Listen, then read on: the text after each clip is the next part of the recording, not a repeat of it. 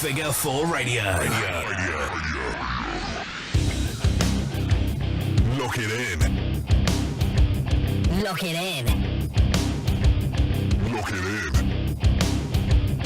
Lock it in. Lock it in. Figure 4 Radio. Hello everyone, welcome to Figure 4 Radio. It's the Mastermind, Ollie Spring, and today I'm joined by one of the most controversial men in UK wrestling. Maybe safe to say it's Harvey Dale. Hello. Hey, how you doing? Yeah, I'm very well, very well. Cool. Tired. It's been a long weekend already. Already, yeah.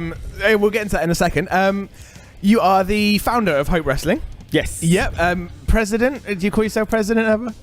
No, I don't believe I ever called my... I've been referred to as so many different things. But never... Many things. I mean, I presume that most people that listen to this are over 18, so we can probably go with... Yeah, there's been many things that I've been called. Yeah, but yeah. I'm not aware of ever being called president, but I suppose it fits. It's a yeah. So how did Hope Wrestling get started? Hope Wrestling day one started by... I was very heavily involved with House of Pain Wrestling. Yeah, was that run by Sticks? Nottingham, run by Sticks. Yep. I'd been managing Sticks on the UK scene as well for a very long time. How long have you been doing that? How long had I been managing Sticks? Yeah, well, I think by that time about 2.5 to 3 years. Okay. I've been How long managing ago was Sticks.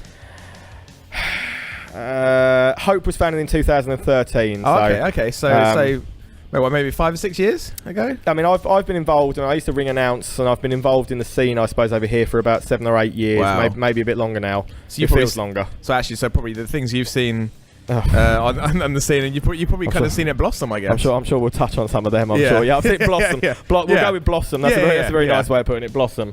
I was very heavily involved with House of Pain. We got to a stage with House of Pain with the training academy where we had an awful lot of good guys coming through, like really talented guys coming through. And they just weren't getting booked. They weren't getting booked places. You see an awful lot of guys that come out of Birmingham, like your Ryan Smiles, your Damien Dunns, your Pete Dunn, that were all sort of a similar calibre at the time. They were all similar level coming through as trainees, but they seemed to find it very, very easy to get booked everywhere. And then you saw them popping up on shows all over the country, whereas in Nottingham, the guys, although they were worthy of being on big shows and breaking out, and I'm talking guys like your Barricades, your Danny Chase, Alex Graces, who, I mean, that's another, me and him don't see eye to eye at all, but a very, very talented guy that came through the school and stuff. But Joe Connors, Bam Bam. There's a load of guys in Nottingham that were really ready and really at this level where we sort of said, right, these guys have got nowhere to go. How do we evolve the guys from House of Pain into being superstars on the UK scene? Really, House of Pain needs to evolve. And I sat there. Sticks used to live with me as well. Used to be my housemate. So we sat there one day just sort of mulling it over a he was having a Blue Wicked, I was having a Jack Daniels and Coke. He's not a drinker, bless his cottons. He'll drink the odd Jack Daniels and some Strongbow, but he's a Blue Wicked kind of guy. Wow. I did not see that coming. No, nobody ever does. Like, people always think. To be fair, I think I did have a little bit of a drinking influence on Sticks, and he does now. If I've ever seen him out drinking and stuff, he does tend to have a Jack Daniels and Coke now. So I'll take responsibility for that one. But we sat there and we said, well, how do we evolve House of Pain? How do we go? Where do we go with this? What do we do? And it just sort of flowed from there. House of Pain and the evolution of HOPE. Hope. Yeah. So we said, right, we'll call it House of Pain Evolution, and it will be not only a place for the guys from the school to step up to, but will also involve the very best from around the country. And that was where it was kind of born. So do you and Sticks still get on? Are you still me and Sticks are cool. So it wasn't a case that, because I wasn't sure if it was either on one hand you could have just kind of branched off and almost stolen the name in a way, or it was like a. You kind of were, but you were both agreeing with it. He was happy with it, and when it was formed, it was all totally like we evolved it together. So was it like the NXT to WWE, or kind of? Yeah. We said basically, I will be completely in charge of it and run it. But yeah, it was all done with Stix's blessing at the time, and we said this is how it goes. And obviously, relationships in wrestling then change and things go. It got to a time where the relationship between me and Sticks wasn't great. We had a few very public spats where it wasn't great, and he said to me, right, I don't really want anything to do with this anymore. I'm not working for you anymore. I don't want you using the House of Pain name. what do we do? And I basically stuck two fingers up in it, and I said, well, fuck you, I'm not changing what I've done now and what I've built just because on your say so. And it kind of got to the point where I said, you know what, the more I promote it as House of Pain Evolution, the more I'm doing him a favour anyway. Because it's his because it's still his name that we're pushing. So we kind of dropped the House of Pain Evolution bit and we just became Hope Wrestling. I'm pleased to say that since all this, obviously me and Sticks have talked many times. We now work together. Also, I obviously own Leicester Championship Wrestling now as well. Sticks is the champion at Leicester Championship Wrestling.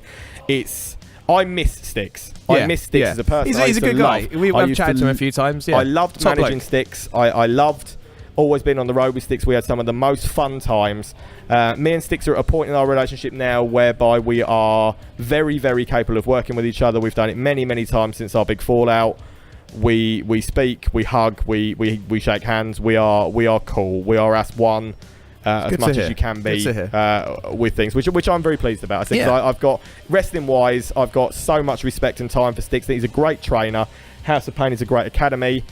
Gene Money, of course, who's just wandered into the room, is another of Sticks' original trainees from out of the House of Pain Academy. So they have put many good guys on the UK circuit. And I'm pleased to say that me and Sticks we are cool as it stands. Awesome. I'm itching to hear about the LCW situation, but I want to go even further back. So before Hope started, how did you actually get involved in wrestling? Like, fucking hell, from day one. Like, how did that go about? Here's a story for the ages. I used to run a pub in a little town called Leighton Buzzard. I heard this. Hustle Malone said, I think he went to that pub, and I think that's how he got involved. That is actually where I know Lee Hustle Malone from. Is from running that. So I was running a pub in Leighton Buzzard, and I was running an X Factor style competition. Oh wow. And I was comparing Dark days. Yeah, I was comparing it and stuff like that. And a fella from Luton wondered him, whose name is Peter Staniforth. Now, he is infamous across the UK wrestling scene as being responsible for some utterly terrible shows and terrible performers, terrible involvements, terrible treatment of him, and he seems to fall out with more people than I do on a week in, week out basis. The thing is with Pete, I've always got on fine with him. I like him. I have respect for the guy because he is very outspoken. He always sticks to his guns. He does what he does. Other people don't always see it like that. But I personally have no problem with Pete in the slightest whatsoever. And obviously I knew he was running shows in Luton. We got talking and he sort of said, you're good with a microphone and things like that. Do you fancy ring announcing? So I actually went along and ring announced for what was at the time Power Trip Wrestling. That was what we ran at the time. And it kind of went from there. I got more and more involved. I knew Paul Mayland very well. And when I was moving up to Nottingham, which is where Paul Mayland lives, Paul said, "I'll come down. I'll introduce you to some other people." Obviously, I met Sticks. And got more and more involved in it from there. But my very first gig was ring announcing for Power Trip Wrestling for Peter Staniforth. Wow. There's a claim to fame. Wow. And what year was that? Do you remember? I wouldn't like to hazard a guess. I wouldn't like to hazard a guess. It must have been the 2009 time, I would have thought. So, as I say, I guess in that time, since 2009 to today, I think, is it safe to say the UK scene's seen a bit of a revival? It's kind of, well, we said it blossomed. I mean, it's thriving. You've got companies like Progress, PCW, ICW. Absolutely killing it. I mean, they're Rev Pro. They are phenomenal companies, fantastically booked, drawing. I mean, what silly number did Progress draw? They sold out the Brixton Academy, right? ICW have got the Barrowlands again. Sold out is it the O2 up there as well? Yeah, the Hydro. That was 4,000. Obviously, this year they're going for 8,000. It's crazy numbers, really, when say for UK wrestling. I mean, it's amazing. So I mean, you can't possibly. I mean, there are the problem with UK wrestling for me still is that there are shit ass companies that pop up on the street corner. Every fucking week, and it is so difficult in a town, especially if some shit ass company pops up.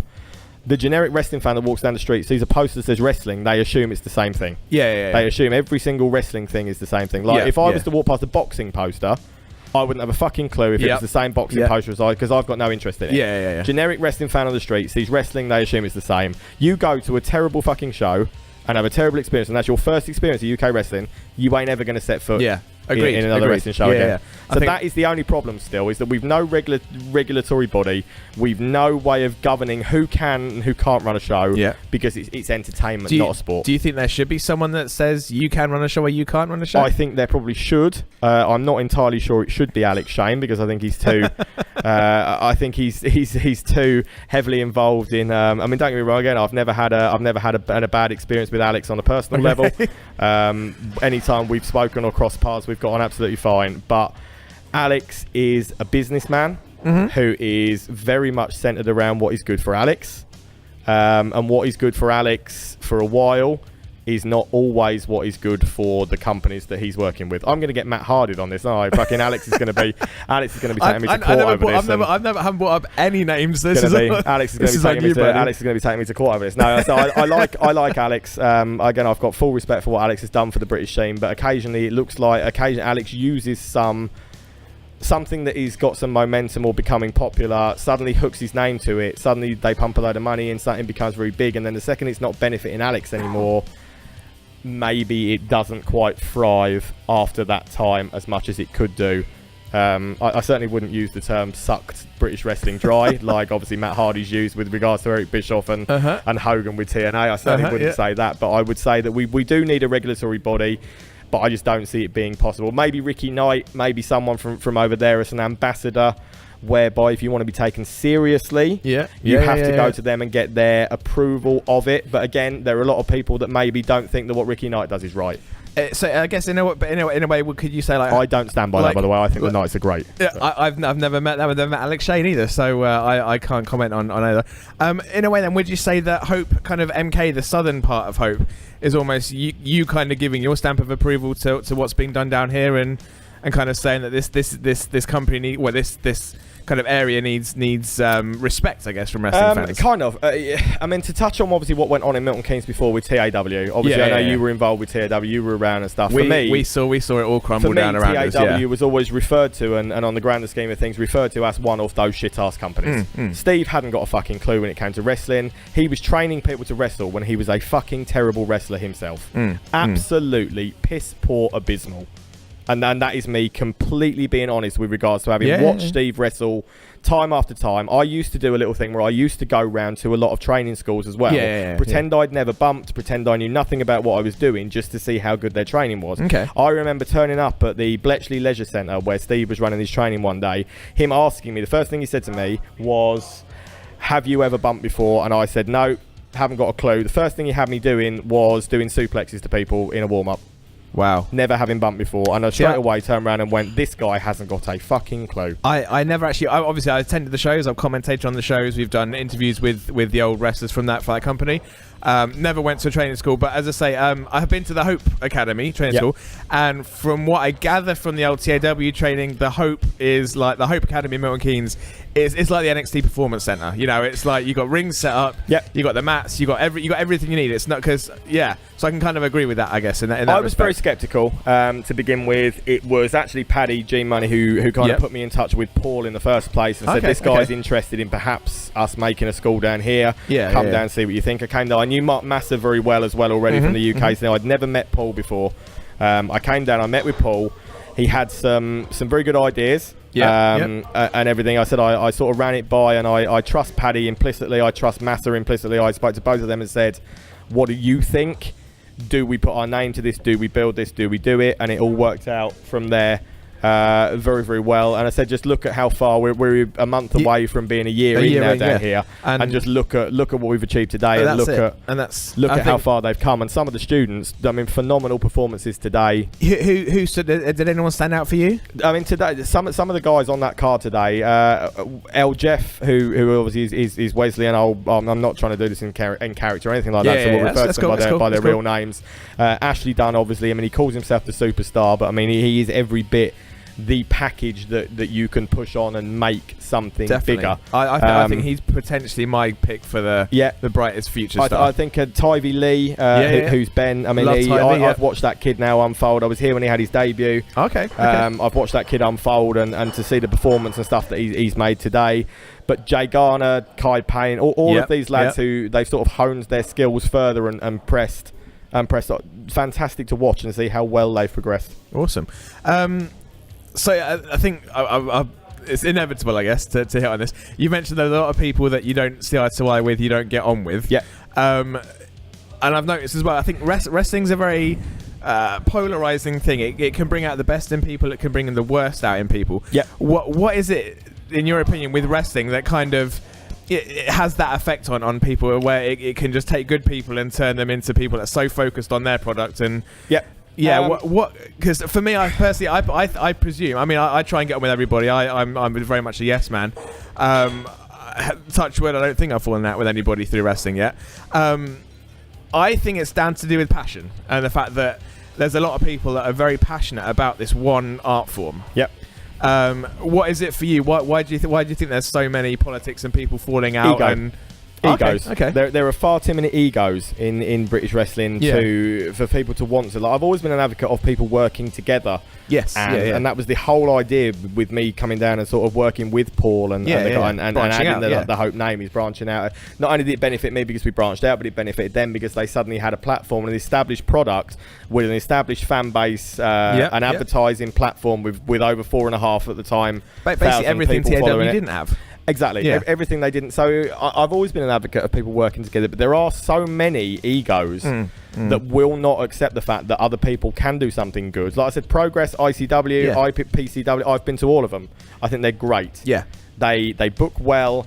They market well. They are great. WAW, obviously, with the Knights, they are great adverts for British wrestling. Over out in Norwich, Great Norwich, Yarmouth, Norwich way. And you get an awful lot of good stuff in British wrestling, but then I said there are so many egos, and the second someone does something that you don't agree with, there are too many people that spend far too much time trying to ruin other people's shows. I've noticed that, rather than focusing on building their own. Wasn't there a Hope MK show that was cancelled at one point? Have we had an MK show? We've had a Bedford one cancelled. Bedford, that's the one, because I remember there was one weekend there was another company running in Milton Keynes, Good Wrestling, at the Crawford Arms. They got canned, I think, the Friday night, and then the Saturday night the Bedford show should have been the Bedford show. I was planning on going to both of those, and my weekend was ruined. I don't know because of that. As I say, I'm not pointing fingers. I don't know who was responsible or what happened, but I'll happily sit here and point fingers and say that it was Ben Old who runs. As a fan, for me, I found it frustrating because I was so excited to go to those shows. And then it kind of ruined it as a fan. I'm not saying that you'll have ever tried to do this, or as I say, I'm not pointing fingers. I don't see the point in it because at the end of the day, I've been booked to work on shows that have been cancelled as well. Ben Old, and I guess you lose money, don't you, as well, if you're booked on the show? If you're a wrestler, money, and some of these guys rely on that money to live on. Ben Old, who runs Southside Wrestling, is a nasty piece of work. Okay. I have been in the room when Ben Old has been making phone calls to people trying to ruin other people's shows and get them called off by making phone calls to councils and things like that. Always will claim this is what I don't like about Ben Old the most. Ben Old has no nuts. Okay. No sack whatsoever to ever admit what he's done. He will always try and blame somebody else. I am not a nice person if you get on the wrong side of me, and will go out of my way to do something back to somebody or whatever, and I will always admit that. If I've done something, I'll always be the first one to say, hold your hands up. Yep, that was me. Yeah. Ben Old is completely the opposite. He's one of these cowardly people that will do stuff behind people's backs and stab them in the back, never, ever, ever having the guts to admit that he's done it. Then will be in fans' inboxes on Facebook crying to them, oh, Harvey Dale's done this to me, I've never done anything to him. Bullshit. I call bullshit on stuff like that, and I cannot stand the man. He's a snivelling weasel, an excuse for a man, and his product is diabolical. So I worked for Southside Wrestling for 4 years. Okay, I can honestly say I've never been in a locker room that is so uncomfortable with so many people that would literally stab their own grandmother to get a booking or to do something. And the thing is, these people are my friends, a lot of them, and they wouldn't do that somewhere else. But at Southside, in the back, the atmosphere changes. It's horrible. So a long time ago, we went over to a Southside show, their first show in Bedford. At the Corn Exchange, we actually met Ben. We met Ben backstage. We interviewed him. I don't know if the footage ever came out. I mean, I talked to him. He seemed a nice enough bloke, but then, as I say, I've never done anything to upset him, and vice versa. Was there ever a time you guys got? I mean, there must have been a time that you guys. There was a time when we got on our house. What went wrong? Ben used to stay at my house all the time. When he came up to poster in Nottingham, Ben used to stay at my house. I used to go out helping him poster. Ben was in there one day. He was making phone calls trying to get somebody else. It was a guy called Stephen Gortney who used to run 1PW. Ended up then running or trying to run, I can't even remember what he was going to call it, Pro Wrestling Republic. Okay. Ben was sat there making phone calls to councils, trying to get the show called off. Any reason for that? Or jealousy, because the show was due to run in Sheffield. Ben wanted to run Sheffield, and obviously now Southside running Sheffield. Okay. Ben didn't want that show to go ahead. He was doing everything he could. I mean, Ben makes a big thing about how he gets on with Stephen Fludder, who runs Preston City Wrestling. Yep. I've been there when Ben's been trying to make phone calls to try and get PCW shows called off and cancelled. I've had conversations on the phone with Ben after I've called him out about getting Hope shows cancelled, where he laughs at me on the phone because he knows there's no way I can prove that he's done it. He laughs at me. It's been a long-running thing. Do you believe two wrestling promotions can run in the same town? Yeah, massively, because at the end of the day, if you've got and you believe in your product, why not put your attention and your effort into building your product and make it better than the other one? Don't try and ruin the other one, because if they're more focused, this is Nick Ashby's problem with EAW. Nick Ashby is so centered on trying to worry about what other people are doing, and that is what takes away from EAW, who do have a following. We've been to plenty of EAW shows. I've been in the crowd. He's so worried about what other people are doing that he takes his eye off the ball with his own stuff. And I just don't get it. Because I know Hope are looking to branch out into Rushden, which is potentially Nick's biggest market, I guess. I suppose it is. So I mean, I've not had much to do with any of that. I've kind of left that to Paul.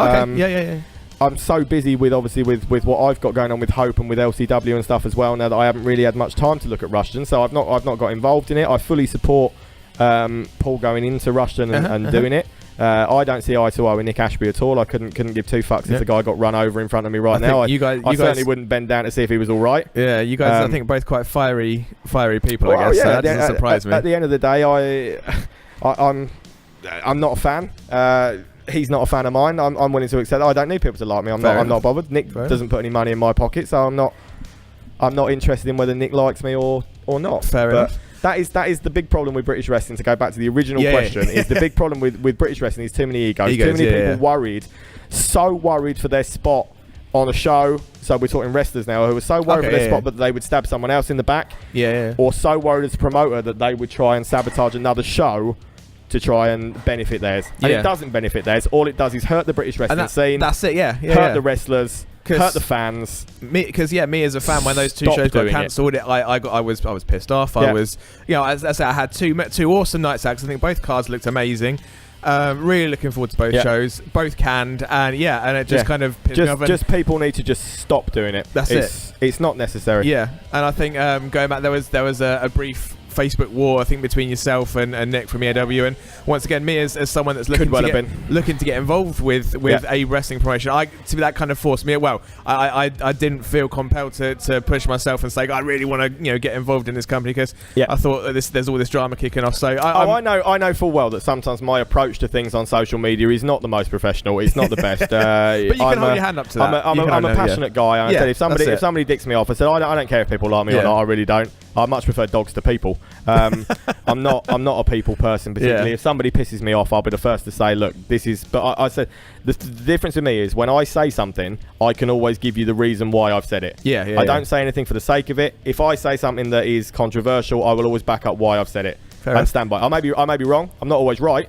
But I will always back up why the fuck I've said there's no right or wrong. And I'll always stick to my guns on it. That's fair enough. So LCW, Leicester Championship Wrestling. What's the because I think John Shipley was running that, and he decided to step away. Yeah, John Shipley's done a phenomenal job with that. I mean, we're 5.5 years in Leicester Championship Wrestling. Wow. It's one of those promotions I always really wanted to get to, but it always seemed to coincide with other shows that I was already going to. So obviously I picked the closer one, I guess. I'd worked on John's shows for a long time before. I know the crowd very well. I know the product very well. There's lots of wrestlers in the locker room that you know very well as well. Yeah. I heard on the grapevine that John may be interested in stepping away because of the fact that he's just had a daughter and wants to spend time with her. Fair enough. Doesn't want to worry. He's got a full-time job as well, whereas wrestling obviously is my full-time job. Oh, is that... So you didn't do anything else but No, wrestling is now. I gave work up to do wrestling as a full-time occupation. How did that feel when you left? Well, I thought when I was giving up a full-time job to do wrestling that it would be a much more easy walk in the park and give me a lot more free time. I'm going to guess that's not the case. Doesn't work like that, unfortunately. Sadly, working for yourself, you end up working 24/7, and I'm constantly doing stuff and scrabbling around to get stuff done. And I seem to be in the M1 is not my friend. Me and the M1, we're not buddies. We're not buddies at all. I spend an awful lot of time on that road, and I absolutely despise it. But it is my full-time gig. So I heard John was interested in selling. Approached him about it and said, what's the crack? Are you interested in walking away? What are you looking for it? Give me a monetary value.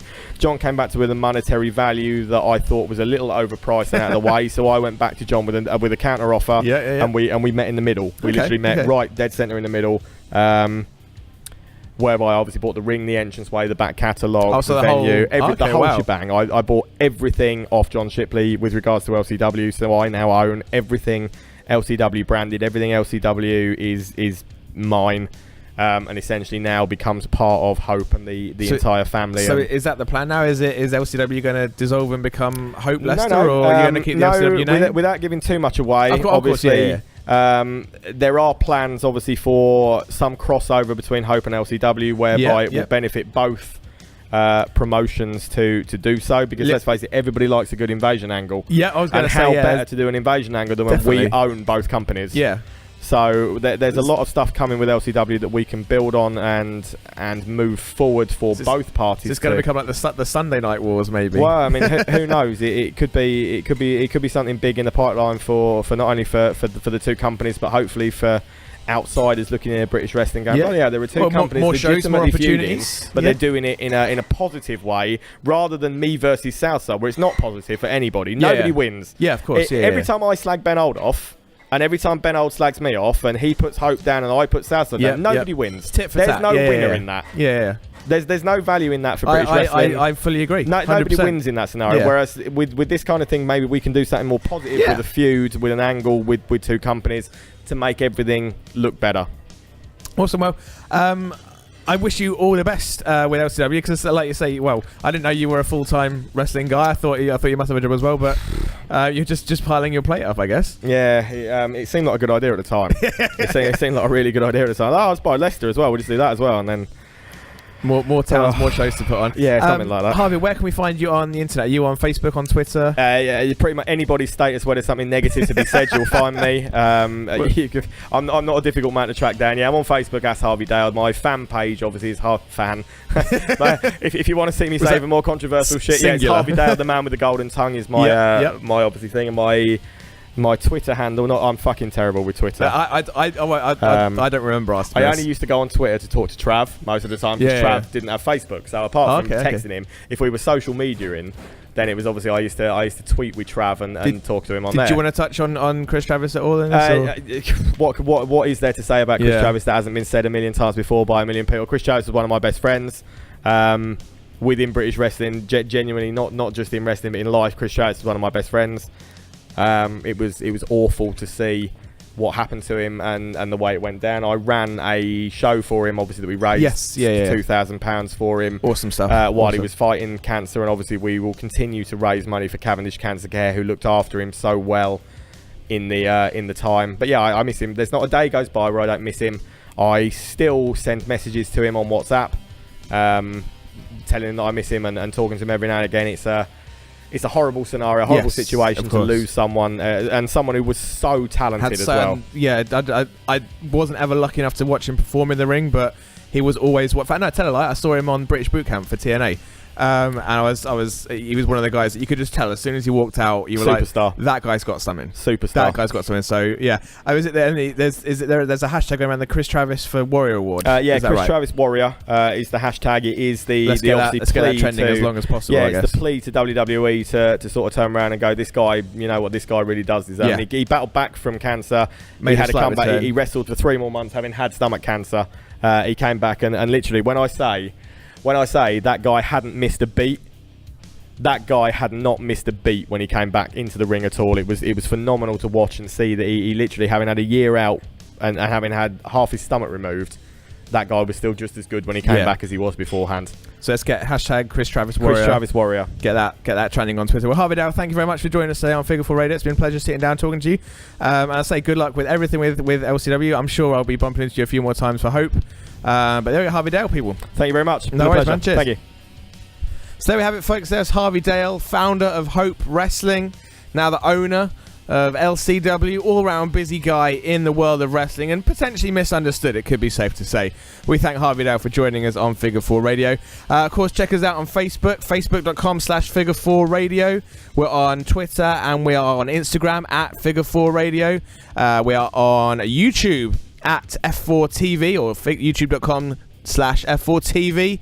Of course, we are on SoundCloud, we are on Stitcher, we're on Podomatic, we're on TuneIn, and of course, we are on iTunes. Give us a search, Figure 4 Radio, you'll find us. I've been the Mastermind, Ollie Spring. We will see you next week on Figure 4 Radio, where we're talking more wrestling. See you then, guys. Bye-bye. Figure 4 Radio.